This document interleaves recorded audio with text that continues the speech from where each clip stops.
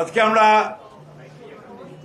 বাংলাদেশ জাতীয়তাবাদী দলের যে যৌথ সম্পাদক মন্ডলীর যে যৌথ সভা, সেই যৌথ সভা কিছুক্ষণ আগেই আমরা অনুষ্ঠিত করেছি।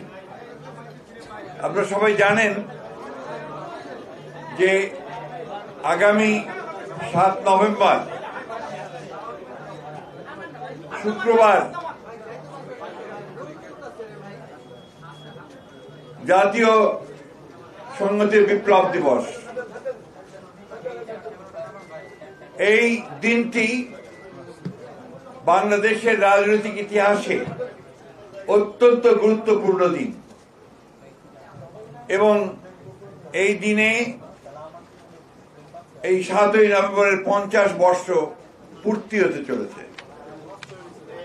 অর্থাৎ আমাদের জাতীয় জীবনের অত্যন্ত গুরুত্বপূর্ণ এই দিনে যে ঐতিহাসিক পরিবর্তন ঘটিত হয়েছিল, জনগণ এবং সৈনিকদের মধ্যে যে অভূতপূর্ব একটি ঐক্য সূচিত হয়েছিল, যার মধ্য দিয়ে এই দেশের সবচেয়ে সফল রাষ্ট্রনায়ক এবং স্বাধীনতার ঘোষক শহীদ প্রেসিডেন্ট জিয়া রহমানকে রাজনীতির অঙ্গনে নিয়ে আসা সম্ভব হয়েছিল।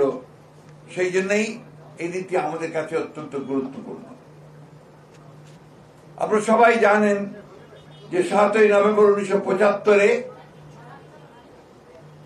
সিপাহী জনতার বিপ্লবের মধ্য দিয়ে শহীদ প্রেসিডেন্টকে জিয়া রহমানকে গৃহবন্দী অবস্থা থেকে, অর্থাৎ 23 নভেম্বর এই দেশের বিরুদ্ধে যে চক্রান্ত করেছিল, সেই চক্রান্তকারীরা শহীদ প্রেসিডেন্ট জিয়া রহমানকে গৃহবন্দী করে রেখেছিল।